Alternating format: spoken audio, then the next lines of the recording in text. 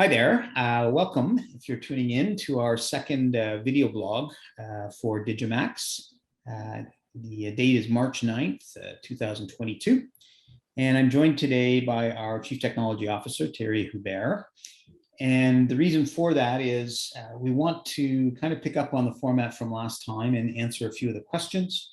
But I also want to talk a little bit at the end about sort of where we're going as a company and where some of our assets lie that I think that people aren't really thinking about, but we're excited about because we know, that we're kind of at a launch point for some interesting things to start happening.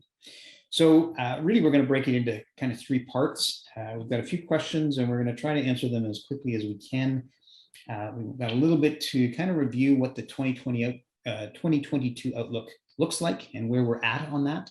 And then we'll talk a little bit about some of these assets that we think people aren't really thinking about, but really that we're excited about, and hopefully by the time we're done, you will be too. So welcome, Thierry. Looking forward to chatting here. Yes. We do several times a day as it is. So yeah, we've got a few questions, and the first couple are a little more in Thierry's end of the business. So I'm gonna let you just kind of read them off, Thierry, and then sure.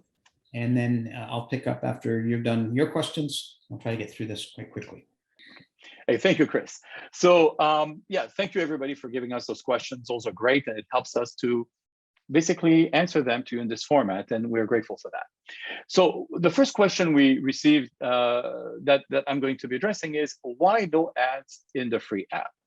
Well, we want to make sure that we deliver to our user a robust product, a product where the user could actually experience the core value and not create distraction, not creating a new tier of functionality. We wanted the product to be bug-free, error-free, so that you could really get to enjoy it. So that's the reason why. And of course, we're working on building an ad, a messaging system as part of the app. That's really it. I'm going to throw a point of emphasis in there, if I could, Thierry. Sure. It was frustrating bringing the mobile app to market because it's a complex app. I mean, there's a lot going on in there, and frankly, there's some improvements still to come. But it was so much more important to make sure that it didn't go down on us, that we didn't have a whole lot of bugs because we were already running it on the web. And and as far as that's concerned, that was mission accomplished. We really had a great launch. And it was a good experience for the users right from the get-go. And now we can move into this whole putting the ads inside in ways that hopefully won't be upsetting at all to users, but that will be beneficial. No, you're absolutely right, Chris. And this is the core point. And it is a complex system. You're right. We had a web, we have a backend, we have a lot of things going on. And so it was the best way to bring it to market, to first introduce it to market. Absolutely right. So the next question we've received is, what is going on with BitGet? Right. So it started a little slow, granted, with BitGet, but there's a lot of things happening. So right now, when you think about we are introducing into the application the ability for people to select BitGet as one of their preferred platform. When you are in the app, you can go directly to BitGet. We are also doing some cross-promotional marketing with BitGet. You will soon see some really interesting advertisement placement on our websites and other medium, and it's going to be mutual. So this is going to elevate the presence and the value of BitGet to our users, and our application and CryptoHawk is also going to be seen as a valued offer from BitGet. Now, there are a lot of other things we're going to be moving towards. One of the most important element around the data exchange and the use of the application is the geofencing. So there is regulation in different geographies and whatnot. So we are working very closely with BitGet on best managing those geofencing restrictions and where it's available. So to make sure that it doesn't become cumbersome for our user, and to be sure that we make the most out of the relationship.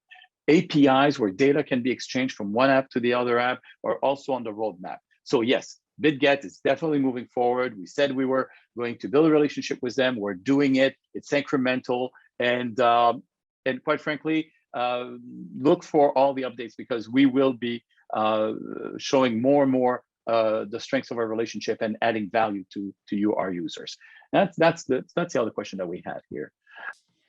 So in talking about BitGet, we just got some news that BitGet is announcing a relationship that they're entering into with another signal provider. And that's fine, because just as we've been talking about, we're developing a preferred partners page with other exchanges. It's a big world, and we've got to not only expect but be happy when we see other entrants in a marketplace, because that creates even more awareness for what we're doing. And so I think that we had communication just today with BitGet that they love the way that we're proceeding here and making it all happen. We've already had our announcement. I don't know how many more press releases we're going to have on top of that, but we're going into action. And so I think that we need to look at this and say, yep, there are, sure, competition. There's always maybe potentially some negative to it, but there's also a lot of positive to it that other people are in the market. So we are, continuing down the road of the same strategy that we have, and we will continue to open up more relationships with others. We continue to think that BitGet is great. Some of the other things that we're working on, we know we're going to be working on with BitGet as well, more in the altcoin space. So opportunities abound, and we're at a stage where we're happy with having the CryptoHawk mobile app out, having all of the desired features there, and we are starting to exponentially grow our user base, and nothing's going to stop that. And another entrant in the market is just fine as well. So anyway, good luck to BitGet. We think they're great people. We're looking forward to continuing growing our relationship with them, and if they have relationships with others, we have to be happy with that, just like BitGet already knows that we're going to be having relationships with other exchanges. So that's how the world works. So anyway, we can move on to the next question. The other one was Altcloin Radar. Can Altcloin Radar be set for specific coins? Well, we do provide a new feature. Actually, it just came out this week on the app, which is favorite. And what this allows you to do is to select the coins on Altcloin Radar that you like. And by the way, Altcloin Radar, if we haven't said it enough, is a pretty amazing tool. It's really able to analyze the positive momentum of the social media and the positive momentum of the market, and creating a rapid, which is really unusual, a rapid AI burst on short patterns, which is really atypical. So this is really powerful. And yes, you can select the one that you are interested in, and you can filter them so that you see on the event log, for example, which is a new feature when we released the new CryptoHawk, both on the web and the mobile app, you're able to list all of the coins of interest across all our predictions, Altcloin Radar included as well. So the specific alert or notification, we're working on it, because now we know you can view it and you can filter it. But eventually, yes, we're going to be looking at how to make it coin specific for people who want just to be notified for what they've selected as favorite. So that's going to come up soon. Okay, absolutely right. Yeah. So these are some of the questions. So go ahead, Chris, because I think the other questions are more in your realm. Yeah. So let's go for it. Exactly. Let me try to get through them here. So again, no particular order, but where we've received numbers of questions, and we're trying to group them into something that makes sense. And one of them in general is something we sort of labeled as what is happening on the marketing end. And there is an awful lot happening, and every week that goes by, there's more. We spent a long time while we were getting ready to launch the mobile app, getting our different social media platform properly up and running. We're producing a wide range of graphics that we're posting across all our media, both for Digimax and for CryptoHawk. We have separate social media for both of those. Hopefully most people have seen some of the great TikToks that have been coming out, and that's really been successful, and we're growing a user base. And there's two elements even I've been learning on the social media. One is some people turn into followers for sure, but we're getting a lot of hits, a lot of interfaces, and we're seeing some great numbers on that. And so the awareness is really growing. But so far, it's been kind of pushing out our own content is really what we've been doing through these social media channels. Just in the last week or two, a couple of weeks now with Reddit and with the other social media, really just late last week, we're starting to dabble into paid advertising. One of the big hurdles there is getting approved to do it. Anything related to crypto is really difficult to get approved. And the good news is I think we're approved on just about all of our social media channels now. Yes. And now we're doing some test spending. Where are we getting the most bang for our buck? And we are getting bang. I mean, just this week, in fact, I think it was on a call that we did with our marketing team today, Thierry was telling us that just this week, our daily downloads have increased by about 50% from where they were a week ago. So this is good news, because this is just with a tiny amount of spending. And if we can start to quantify those metrics, I think we can feel confident that now we know what kind of return on spend we're going to get. And that whole thing is rolling out quite nicely now. And then I think another one that kind of falls into this category is affiliate programs. And we've gotten asked about, do we have one? The answer is absolutely we do. It is an operation with a few companies that haven't necessarily come out in press releases, but are interested in what we're doing. And the other one was, can we make it available to individuals? Well, right now it's on an invitation-only basis to join up with the affiliate program. But if there are any individuals who'd really like to get involved and think they can bring in lots of users, then we would be happy to set them up as an affiliate once we kind of talk to them and help that happen. And of course, that leads through to the idea of influencers. And that's something we're also getting ready to launch. We've had conversations with a number of them. It comes back to, where do you get your bang for your buck? And I think that we've got a good strategy going forward. And hopefully you're going to see some new influencer new influencers appear over the next couple of weeks, and we're hoping that has a good impact, but we'll see. And we've got a lot of things happening, and we're being careful to measure where we're getting the best results for dollars spent, and I think that's where we're going to try to concentrate. The sum of all of this, though, it's growing. Every metric that we have is growing every single week. Just this week, with this 50% rise, we're starting to see some not just growth in a slow pattern, but some increase in growth week over week in terms of the rate of growth. So all of these things are exciting, and I think that things are starting to happen the way we always hoped they would. So hopefully that'll get going. Next question, completely unrelated, and we got a lot of responses from our last interview, I guess. On the fund, why did we suspend it? I think most people now understand the difference between suspending and terminating. We just hit the pause button. And the biggest reason for that is, in this what has been declining market, and we may be kind of getting a turning point here in cryptos, we'll see. It's been difficult to draw people in. And as a result, we had the money that we put in, but when you look at the fixed costs of running a fund and the fact that we were investing in very weak and choppy markets, and we've always sort of said, if you go back and look at interviews 6 months ago or 9 months ago, CryptoHawk is a great tool when there are fairly sizable runs in one direction or the other, and we've never missed. And to this day, we've never missed them. Where CryptoHawk and all programs like this do struggle a little bit is when markets are choppy. And since the 1st of September, we had some decline, and we did okay with that, but the choppiness makes it tough to make money. So we weren't making a lot of money on it, and it was costing us fixed costs that were more than what we were really being able to realize on with the small amount that we had in there. So we just suspend. We do have our own account. We are making trades judiciously when we see opportunities, but overall, we're really getting ready to gear up so that we can go out and relaunch when we see some excitement come back to the crypto market. And I do believe it will. There's just so many things going on in this world that make make cryptocurrencies the right answer. And I think we're going to see a resurgence in that sometime in the next couple of months. But time will tell. We can't control that market. So that's why we suspended it. And we think we made the right decision. And we're really geared up to get it going as soon as possible. Next question. What is happening with MATA? For those who follow all our press releases, MATA is an ESG organization that has some really interesting technology to help companies that are building solar and wind projects. It helps make them more efficient, both in terms of the analytics relative to a new construction project, or frankly ones that are already in operation and how to increase. And they've got some great partnerships already. And the crux of the deal that we did with them was we seeded some capital. I think it was $250,000, with the idea that we would have an option to increase that amount and or buy the company outright. And for that to happen, they needed to achieve a couple of milestones.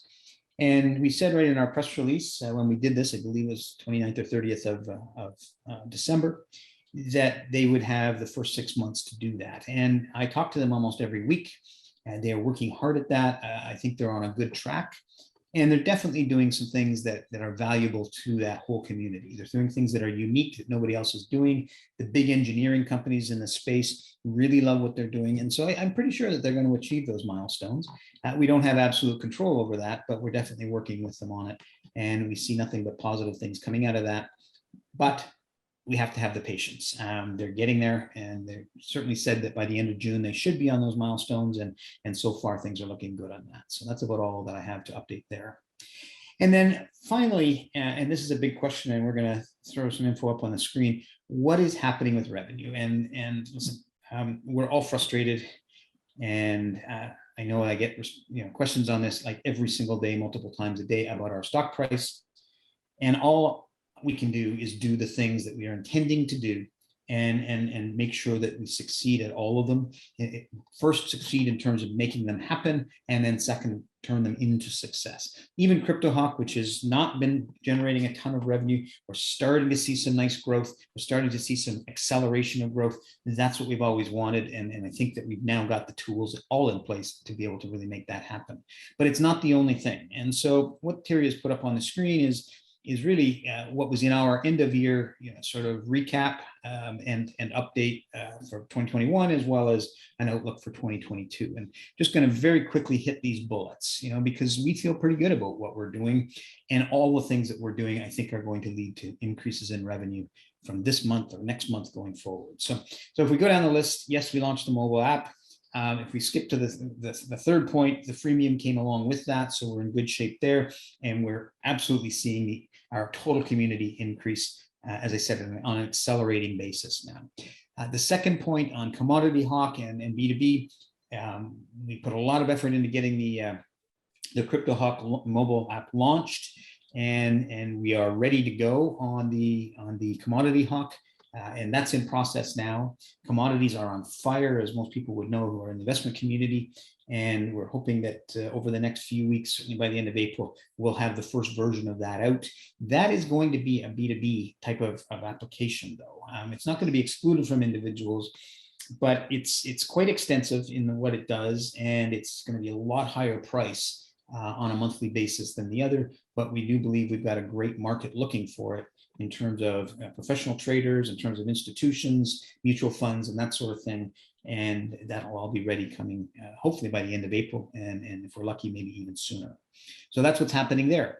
So there's the first 3 points, and we're getting tick marks on all of them. As far as this next one, we've had some cool things going on, and we're getting closer and closer on this idea that we can actually offer some services, marketing, information, analytics services to existing altcoins and ultimately even NFTs.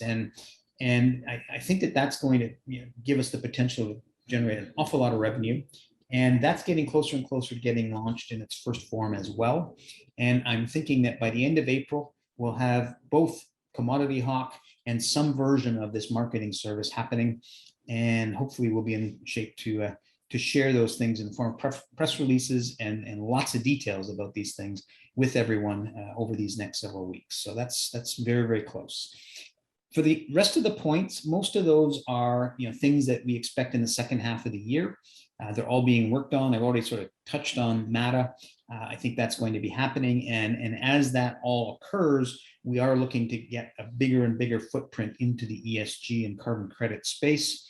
I know there's been some talk in the investment community that people's concern for ESG is going by the wayside because now oil prices are so expensive and we got to generate more oil. But I think in the longer term, being responsible toward our environment is never going to go away.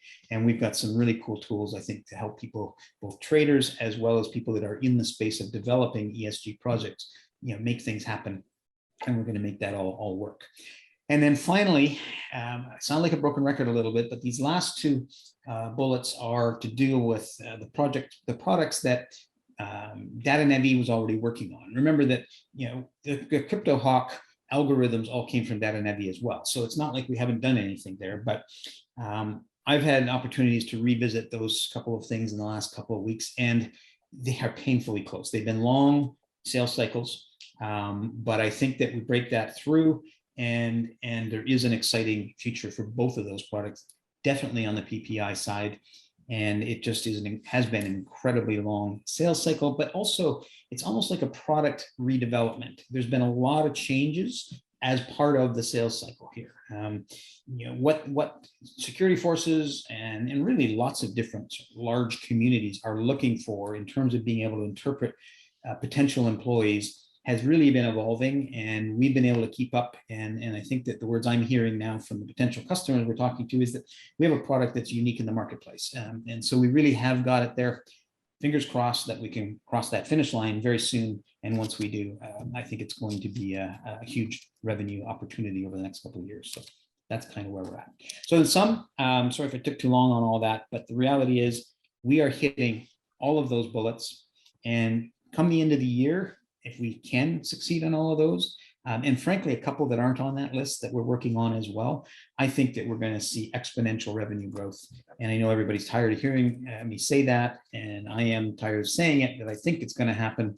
And that's also why you're not seeing as many press releases, is because our intention is to bring out news after the fact, not keep telling you what's about to happen. Now, you share these videos, yeah, we got to talk about that a little bit, but you're going to see press releases about things that actually already occurred and revenues that are already happening, and hopefully you're going to see those press releases quite soon. So we are excited about what's coming, and hopefully we can prove to everyone that this has not been a waste of anyone's time. So that's kind of that second section of the three things we said we wanted to hit on this video. I think the last one is really for Thierry, you and I to maybe have a little discussion about the things that, most of us don't even think about, you and I don't think about day to day, but when we sit back and say, what have we really got here as a company? And I know we've had interviews of myself and yourself too last year that have touched on this, but I think a quick revisit as part of today's video blog, if that's what we're calling it, is worthwhile, especially as we start to think about going into these other revenue opportunities. So if I can maybe do this in a Q&A form. One of the things that I know I had said last year in a couple of the interviews is that, the appearance was that we're a crypto company because that's the product that we were working on. And CryptoHawk is pretty damn amazing. In choppy times, it can be a little frustrating on the long, short one, but what it does is phenomenal. And anybody who takes the time to learn it and use it is doing very well by it. But it's not the only product that was under development. It's certainly not the only product that we're going to be seeing generating revenue even in the next quarter. But what we really have is an AI company. And I've talked about it as an AI engine. And maybe you could share with us your perspective of what does that mean as a company that looking at different products, and what is this AI thing that we have, this asset that we have? Right. And Chris, this is really good because one of the things is that we spent a great part of last year building this engine, right? Building this engine by putting all the pieces, all the components we have, and making it in such a way that we can industrialize the process of fetching information, transforming information, having machine learning processes around different models that we're building that delivered in the crypto world, right? In the prediction for CryptoHawk, delivered results, right? And then we back test them and whatnot. So what's really important to understand is that fundamentally, we're producing insight powered by AI, and it goes across multiple verticals, quite frankly. And that investment that we've done in the technology and building it as a fundamental, as a platform, really, is allowing us to plug in and accelerate the delivery of solutions to market. And I think this is where we stand out compared to a lot of companies, a lot of AI engineering, where they do the data science, they do their Python notebooks. I'm not going to go geeky on you on this session, but the point is, it's a manual process, a whole bunch of files all over the place, and they tie it together and they come up with a prediction model or something. And quite frankly, it's not industrial. And it's not scalable, right? It's not scalable. I mean, imagine what we've accomplished. We've been able, and look how many indicators we're building on a predictive model. We've been able to stream AI models into a retail market through the mobile app and the web app. I mean, that is huge, which means that when you're talking about commodity and all the other products, or even the PPI, because people are like, what does the PPI have to do? Well, I'm sorry, the PPI is an AI model. it actually is a predictive model. It tells you what your personality is like, and it does that analysis based on understanding the past and behavior and change. So we do produce this way, and now we're doing it in an industrial way, and the delivery mechanisms are vertical. They're to different market, different business model, different segments, and I think that's what makes it powerful. And that last point, I think, is what's so critical, because what I'm hearing is we have this engine, and I think the ratio we've talked about and continue to is 70% of the cost of introducing any sort of application to market, which can be completely different markets. One's crypto, and just the things that we know about that we've talked about today. One's crypto, one is commodities, and one is going to be personality analytics, right? Or human resources. But they all come from essentially the same engine. They might draw from slightly different data. There might be some overlapping data.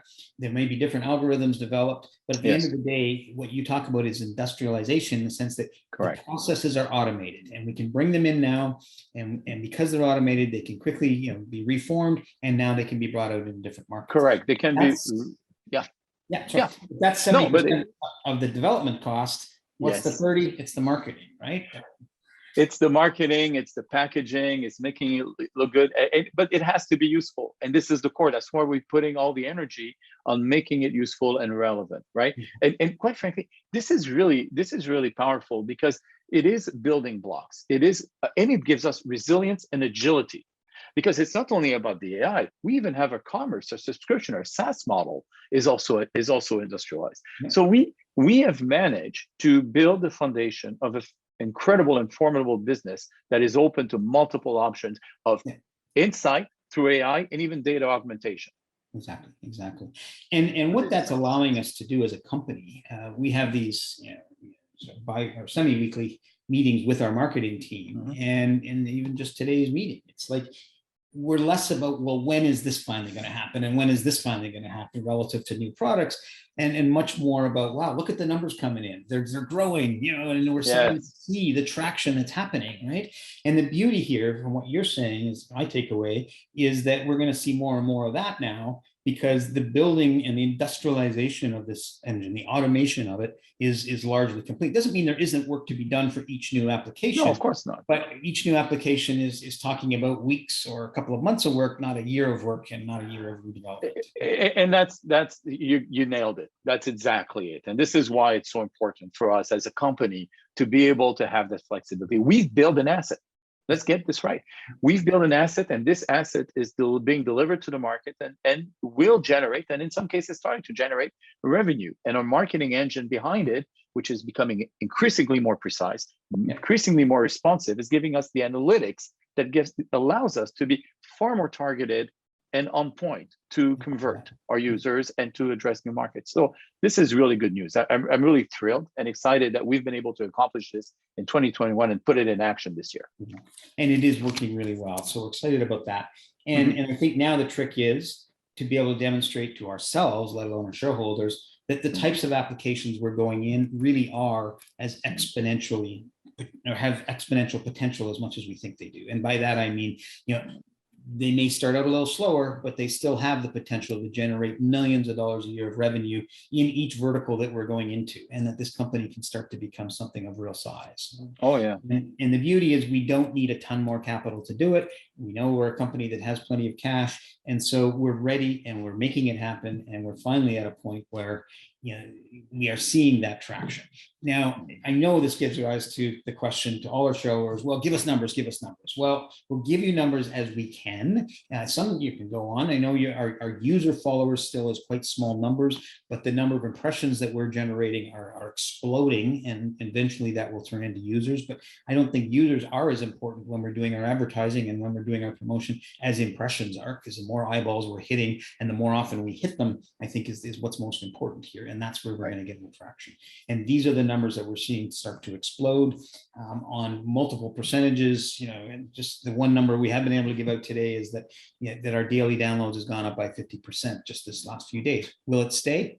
well, given all the effort we're doing, I'm certainly hoping it will, and it will continue to increase more and more and more. But as these things start to happen, yes, it will generate more revenue, and yes, this company is going to become financially stronger on the P&L side, even though we have a very strong balance sheet as well. So I don't know, any other comments about sort of the engine and the process that we have that you might have missed? I could go into the belly of the beast, of course. I like to do that, but for the sake of time and sanity, I'll just leave it at that. Hopefully we've answered some more of your questions. Hopefully your confidence will be there that what we're doing makes sense, and that even though our stock price right now is frustratingly, not apparently representative of all the things that we have going on, hopefully there will be some meeting between all of these assets and all of the energy that's going into building this company and what the stock price is reflecting. But the market will tell us, not ourselves. On that, please continue to communicate with us, and hopefully you'll be hearing a lot more from us over the next few weeks about some of the things we've been talking about, and we do look forward to making them public in great amounts of detail and growing the business substantially. So thank you, everybody. Thanks, Thierry, for taking the time with us, and we'll. Thank you, Chris. Thanks, everyone. Cheers. Bye-bye.